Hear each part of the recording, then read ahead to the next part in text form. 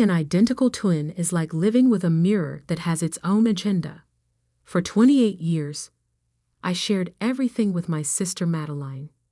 Same face, same voice, same silver blonde hair that our grandmother always said marked us as true Blackwoods. But we couldn't have been more different on the inside. I'm Emma Blackwood, the twin who chose a quiet life running a small art gallery in Boston. Madeline became a high-powered investment banker in New York, collecting designer labels and wealthy boyfriends like trophies. Our parents were prouder of her, naturally. Who wouldn't prefer a daughter who made millions over one who spent her days hanging paintings? But our grandmother, Catherine, was different. She saw through the surface similarities, understood who we really were beneath our identical faces. While our parents fawned over Madeline's banking success, Grandma quietly supported my passion for art, helping me open my gallery when no one else would. "You have a gift, Emma," she'd tell me during our Sunday afternoon teas in her Victorian mansion. "You see beauty where others see only dollar signs." Those afternoons were sacred. Madeline never came. She was always too busy with work. But that was fine with me. It meant I had Grandma Catherine all to myself. Then came the call that changed everything. I was in my gallery, hanging a new collection, when my phone buzzed. My mother's voice was tight with barely controlled grief. "Emma, it's Grandma Catherine. There was an accident." The world tilted sideways. I gripped the edge of my desk, knocking over a cup of coffee. The dark liquid spread across the pristine white surface like spilled ink. What happened? A car crash. She didn't make it. I don't remember much about the next few hours. Somehow, I made it to my apartment, packed a bag, canceled appointments. My assistant Jennifer promised to handle everything at the gallery. The drive to my grandmother's estate in the Berkshires was a blur of tears and memories. Every mile marker reminded me of another Sunday tea, another quiet conversation, another moment when Grandma Catherine had been the only person who truly saw me. I arrived to find the sprawling Victorian mansion already full of relatives. Cousins I barely knew lounged in the parlor. Aunts whispered in corners. Uncles argued about property values. My parents stood in the foyer, greeting people with practiced sadness. But Madeline was nowhere to be seen. "She's flying in from Dubai," my mother explained, smoothing her already perfect hair. "Some important client meeting she couldn't reschedule." Of course, even our grandmother's death wouldn't disrupt Madeline's precious career. The next few days passed in a haze of funeral arrangements and family politics. I retreated to my grandmother's library whenever I could, surrounding myself with her beloved books and the faint scent of her rose perfume that still lingered in the air. That's where I was when Madeline finally arrived, 3 days after the accident. "Oh good, you're here," she said, dropping her Hermes bag on an antique table. "Have they read the will yet?" No hello, no tears. Not even a pretense of grief. "She's barely cold," I said, my voice tight with anger. Madeline rolled her eyes. "Don't be dramatic, Emma. We all knew this was coming." Grandma was old. She was 68. Details. She waved her hand dismissively. "The point is, there's $40 million at stake. Plus the house, the art collection. We need to be practical." I stared at my twin, trying to find some trace of the sister I'd grown up with. We still had the same face, but looking at her was like seeing my features arranged into a stranger's expression. "The reading is tomorrow," I said finally. "Mr. Harrison, Grandma's lawyer, is handling everything." "Perfect." Madeline smiled, but it didn't reach her eyes. "Get some rest, sis. Tomorrow's going to be interesting." Something in her tone made me uneasy, but I pushed the feeling aside. I was too exhausted, too grief-stricken to analyze my sister's cryptic comments. That was my first mistake. The next morning, I woke early and went to the kitchen to make coffee. The house was quiet, most of the relatives still asleep in their various guest rooms. But as I passed the study, I heard voices. "Everything's arranged." Madeline's voice, low and urgent, just like you asked. A male voice I didn't recognize. "The papers are perfect. No one will question it." I froze, my hand on the doorknob. And the original? Destroyed, along with all the copies. As far as anyone knows, this is the only version. Good. Madeline again, satisfied. "You should go. The reading's in 3 hours." I quickly stepped back as the door opened. A man in a cheap suit hurried past without seeing me, clutching a briefcase. Madeline emerged a moment later, startling when she saw me. "Emma, you're up early." "Couldn't sleep," I said carefully. "Who was that?" "Oh, just someone from the bank." She adjusted her silk blouse. Boring paperwork stuff. But I'd seen the man slip something into her designer bag, something that looked suspiciously like legal documents. The will reading was scheduled for 10 a.m. in the main library. Mr. Harrison, a small man with wire-rimmed glasses who'd been our grandmother's lawyer for 30 years, arranged us all in a semicircle. My parents sat together on the antique sofa. Various aunts and uncles claimed the matching armchairs. Cousins perched on ottomans or leaned against bookshelves. Madeline took a seat directly across from Mr. Harrison, her expression carefully neutral. I chose to stand by the window, next to the painting of roses that Grandma Catherine had always loved. Something felt wrong. The conversation I'd overheard, Madeline's strange behavior. "Before we begin," Mr. Harrison said, adjusting his glasses, "I want to express my personal condolences. Catherine was more than just a client to me. She was a dear friend." Madeline shifted impatiently. Yes, very sad. Shall we proceed?" Mr. Harrison blinked, taken aback by her tone. "Of course." "Well, the terms are quite straightforward. Catherine was very specific about her wishes." He opened his briefcase, but Madeline interrupted. "Actually," she said smoothly, "I have something you should see first." She pulled out a document, the same one I'd seen the mystery man give her earlier. "What's this?" Mr. Harrison frowned, taking the papers. "Grandma's real will," Madeline announced. "Dated just 2 weeks ago. She gave it to me for safekeeping." The room erupted in whispers. I felt my heart start to pound. "This can't be right," Mr. Harrison muttered, scanning the document. "I drew up Catherine's will myself. She never mentioned." "Obviously she changed her mind," Madeline said. "As you can see, everything's perfectly legal. All the signatures are verified." I moved closer, looking over Mr. Harrison's shoulder. The will looked authentic, same legal language, same formatting. But something was wrong.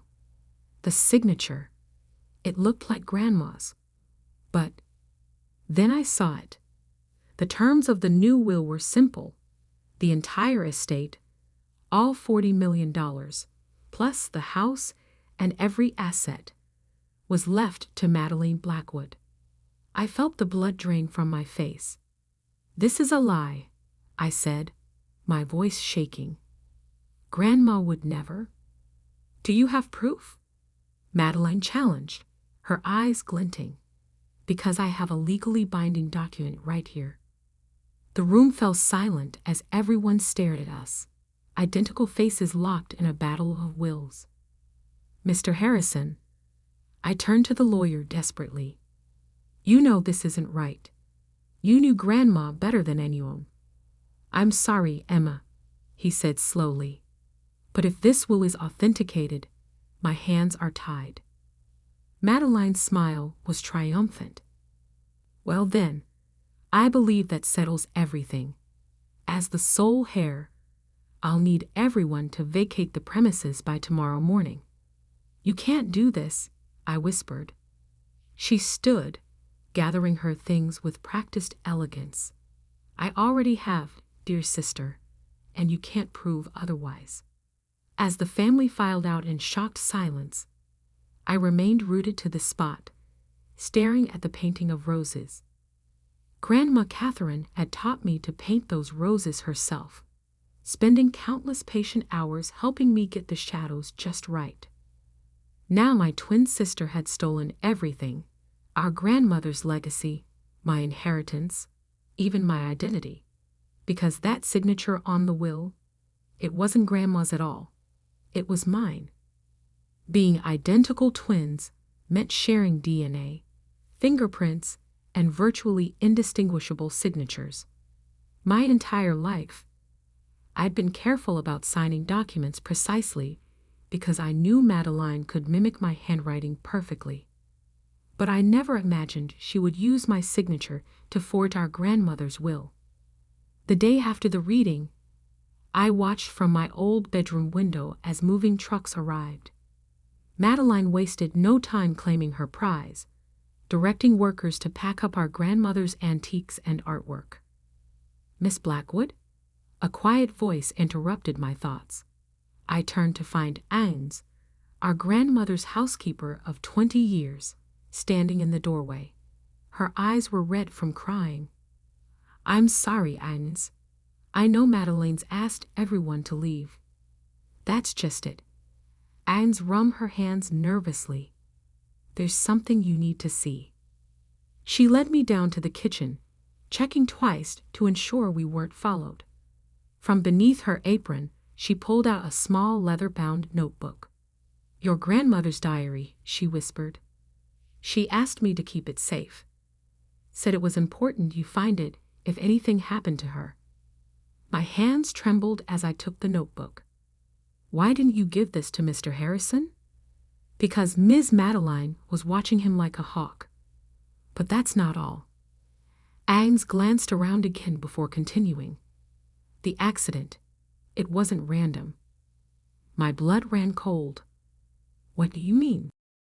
The day before, your grandmother was upset. She discovered something about Ms. Madeline, something to do with her banking work. She made some calls, said she needed to fix things. I opened the diary with shaking fingers. The last entry was dated the day before the crash. Called Marcus about M's activities at Sterling Bank. The numbers don't add up. Offshore accounts, missing client funds. She's been stealing millions. I can't stay silent. Emma deserves to know the truth about her sister. Tomorrow I'll. The entry ended there. Tomorrow never came. There's more, Agnes said. The morning of the accident, I overheard Ms. Madeline on the phone in the garden. She said something about taking care of it today and making it look accidental. The diary slipped from my fingers. Are you saying? I'm saying be careful, Miss Emma. Your sister, she's not who you think she is. A sharp voice cut through our conversation. Agnes, why aren't these boxes packed yet? Madeline stood in the doorway, her eyes narrowing as she saw us together.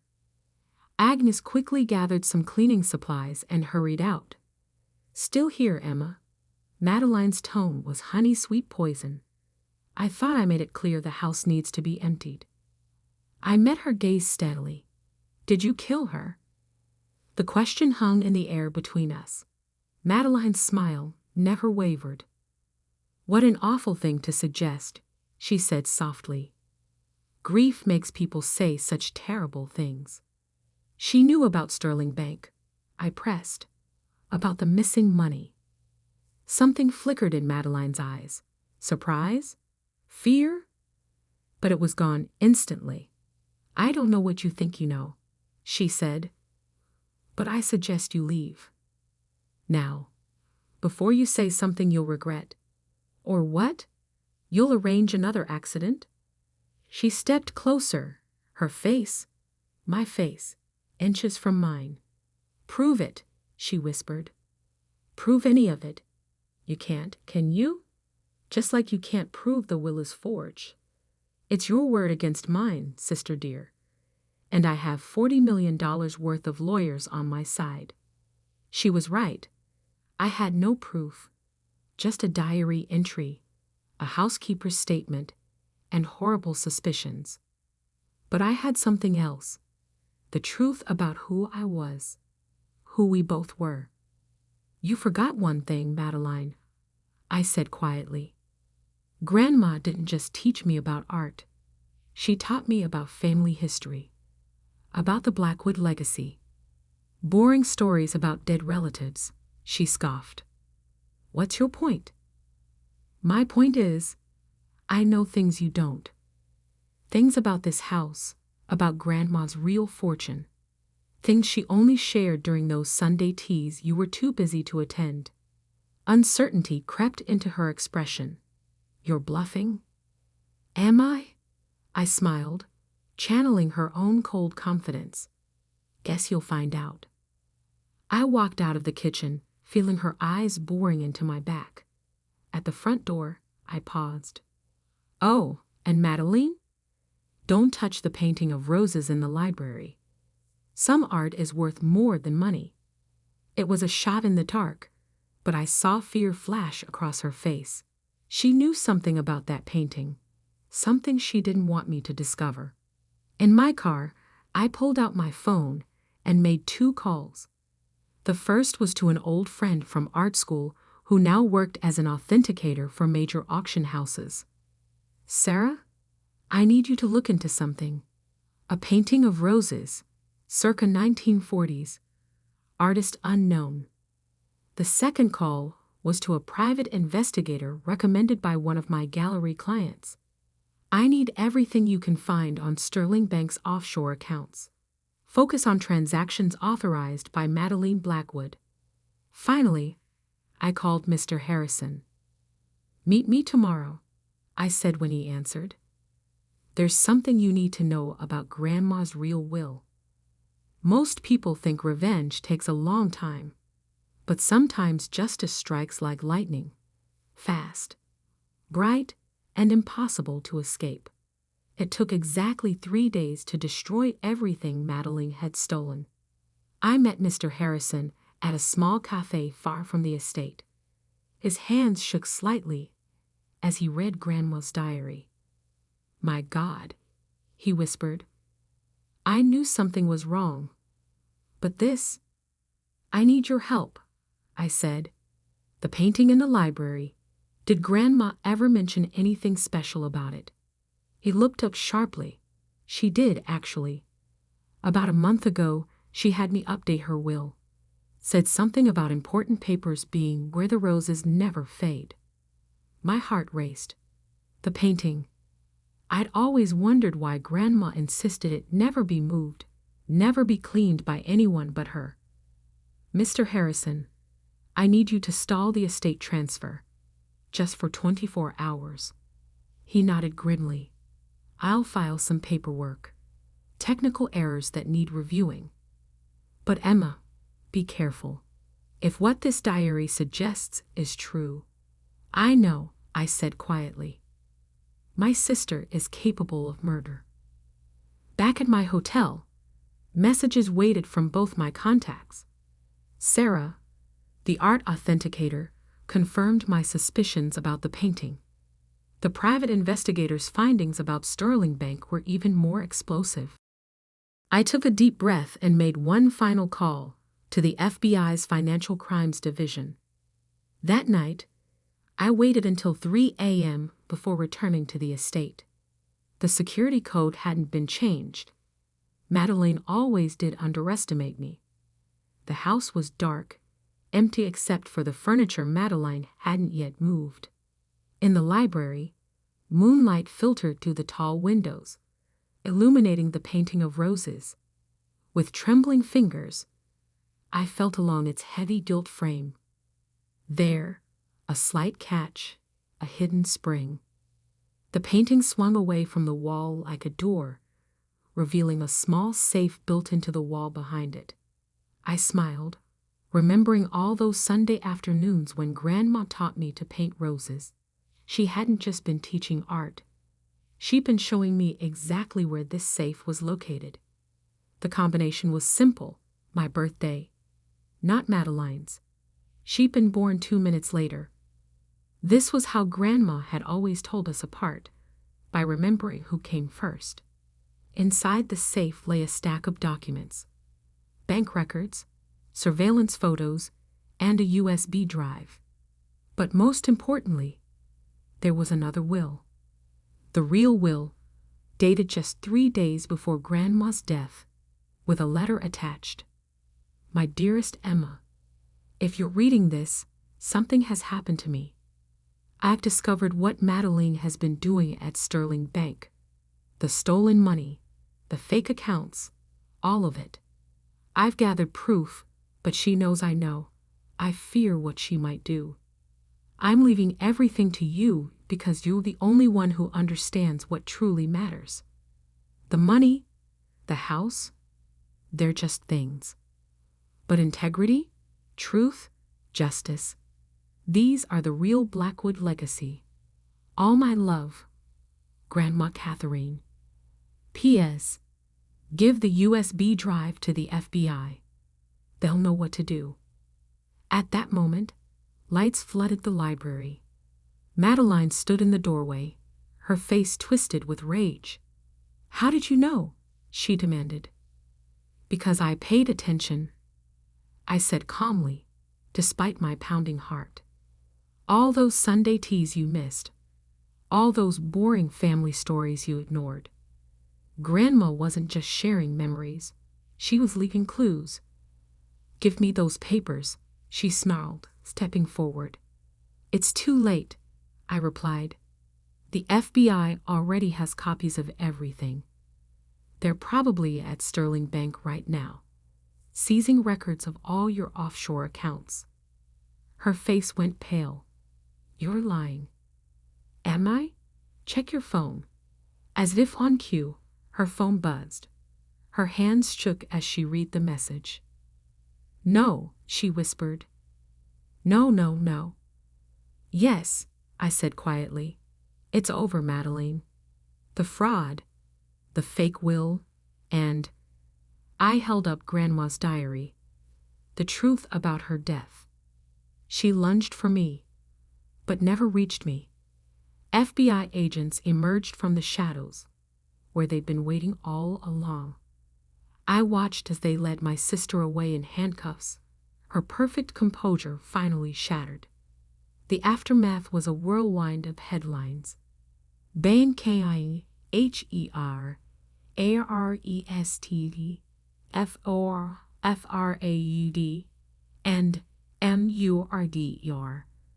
T-W-I-N sisters, inheritance battle, R-E-V-A-L, D-E-G-Y-S-K-G, Sterling Bank K-S-K-A-D-A-L, Bly L-Al-H-O-N-S, and C-L-I-E-N-T Philandes Messing. The truth came out quickly after that. Madeline had been stealing from clients for years, hiding the money in offshore accounts. When Grandma discovered her scheme, Madeline arranged the accident, not realizing Grandma had already documented everything. The forged will was just her final attempt to gain control of all evidence against her. She never imagined the real proof would be hidden behind a simple painting of roses.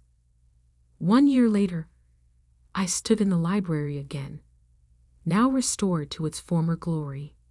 Madeline was serving 20 years for fraud and murder. The stolen money had been returned to Sterling Bank's clients, and Grandma's real will had been executed exactly as she intended. I kept the house, turning part of it into an art gallery showcasing young artists. The painting of roses still hung in its place of honor, no longer hiding secrets, but serving as a reminder. Sometimes justice blooms in unexpected places. Agnes still worked as housekeeper, now more family than employee. Mr. Harrison helped manage the charitable foundation I'd established with half of my inheritance, supporting arts education for underprivileged children. Your grandmother would be proud, he told me one afternoon, watching local kids take art lessons in what used to be the formal dining room.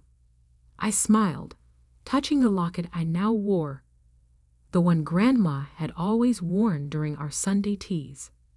Inside was a tiny painted rose, a reminder that beauty and truth go hand in hand. She knew, I said softly. She knew that someday the truth would come out. That's why she left all those clues, all those little breadcrumbs for me to follow. And Madeline, he asked, do you ever visit her? I shook my head. Some twins grow apart. Some were never truly connected to begin with. She chose her path, just as I chose mine. Later that evening, I sat in Grandma's library, my library now, and opened her diary to the last page. Below her final entry, I had added my own. Dear Grandma, justice has been served.